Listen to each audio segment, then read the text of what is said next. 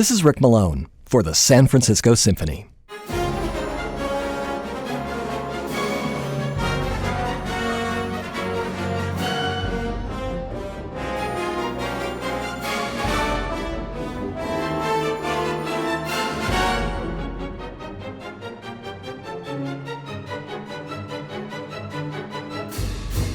Dmitri Shostakovich's life would make a great movie. From teenage sensation to national hero to government condemnation with its threats of prison or even death. Rehabilitated, condemned, and rehabilitated again, a life always lived looking over his shoulder in fear. And finally, even after death, a controversial memoir that may or may not be authentic, but which challenged so many of the assumptions about his life and his music.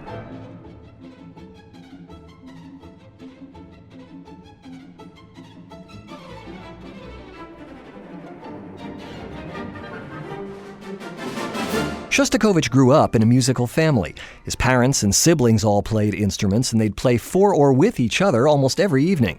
The neighbors had their own chamber music sessions, which young Dmitri could hear through the walls of their apartment.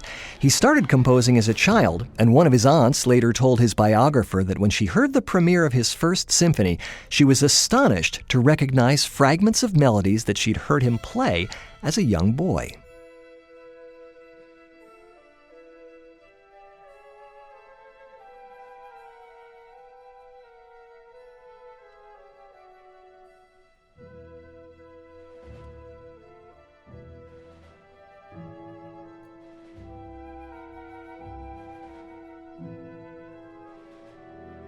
Shostakovich wrote his first symphony in 1925 as his graduation exercise at what was then the Petrograd Conservatory. It was not by any means his first work or even his first orchestral piece.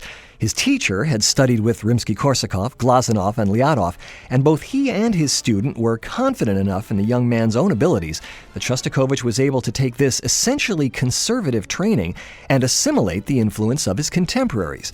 The work is full of references to Prokofiev's sense of humor and Mahler's twisted use of folk elements. But Shostakovich was able to take these elements and construct something that was immediately hailed as wholly original.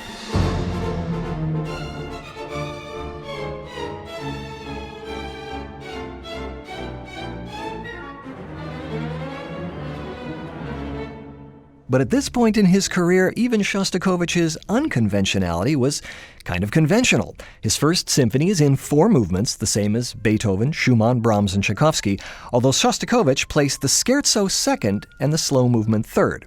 The opening is almost a joke, but it's a sly one.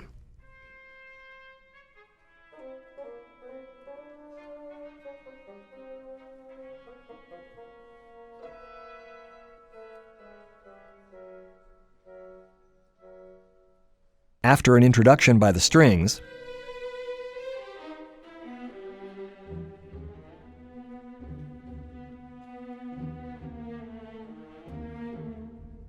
the clarinet introduces the principal theme.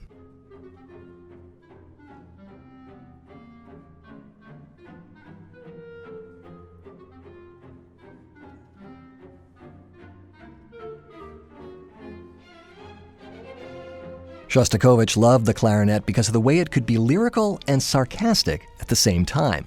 The first movement seems episodic. There's a calm flute interlude.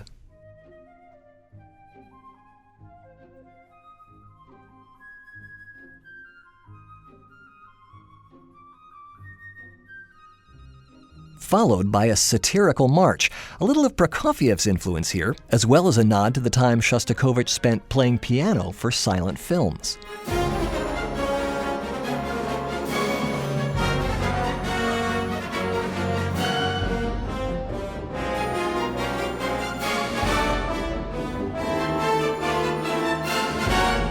The pattern repeats itself in a kind of parody of a classical sonata form, and then it ends, not with a bang, but with a smirk.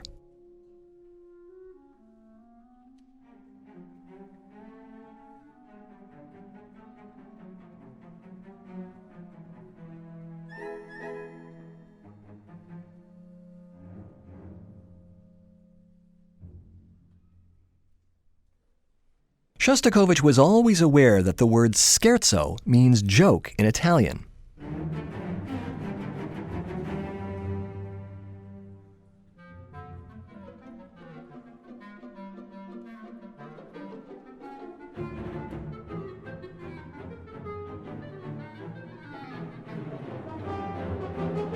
even though a large chunk of this scherzo is taken up by a mysterious interlude in the winds.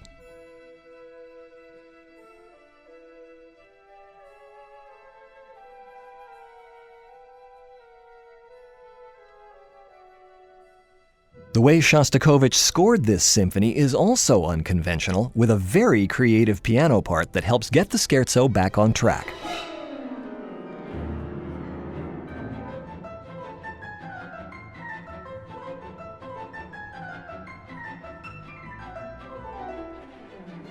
One of the hallmarks of Shostakovich's symphonies is the length and intensity of the slow movements.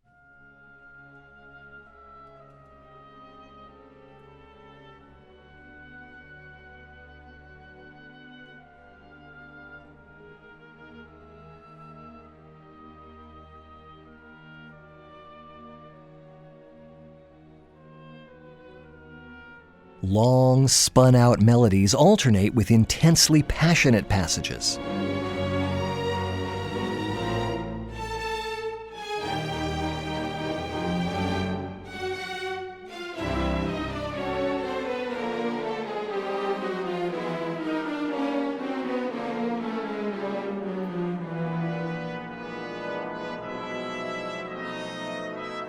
Shostakovich gives a nod to Modest Mussorgsky, one of his influences, in this passage, which is reminiscent of the slow movement in Pictures at an Exhibition, con mortuis in lingua mortua, with the dead in a dead language.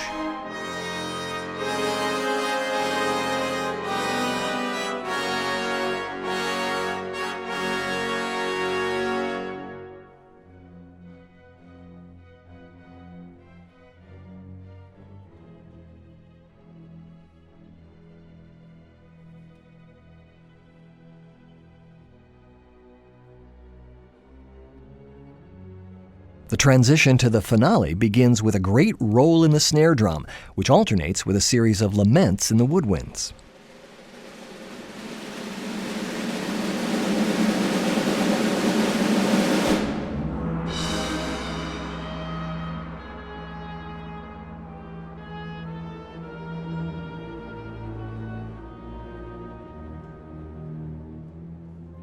Grumbles in the bass and low brass give way to rapid passages for the clarinet, piano, and trumpet, while more snare drum rolls build to enormous crashes.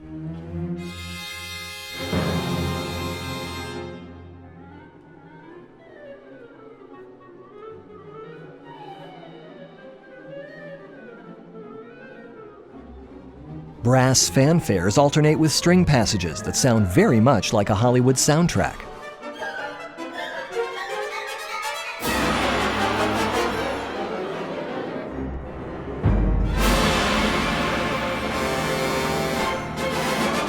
Until suddenly, everything comes to a dead stop.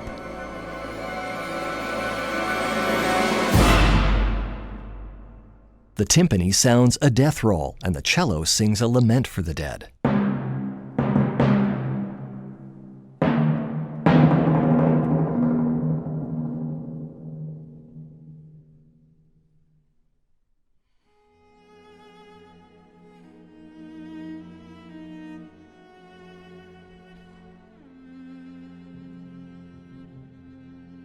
It's almost as if Shostakovich was looking ahead to his own uncertain future. The tempo begins to pick up,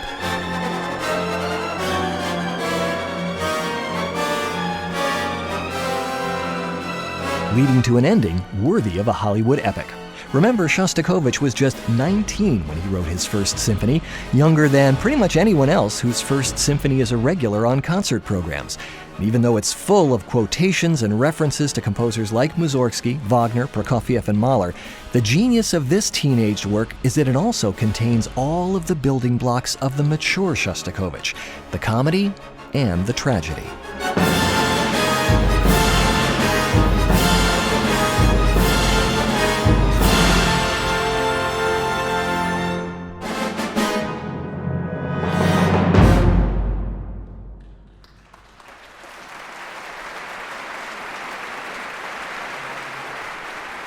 This is Rick Malone for the San Francisco Symphony.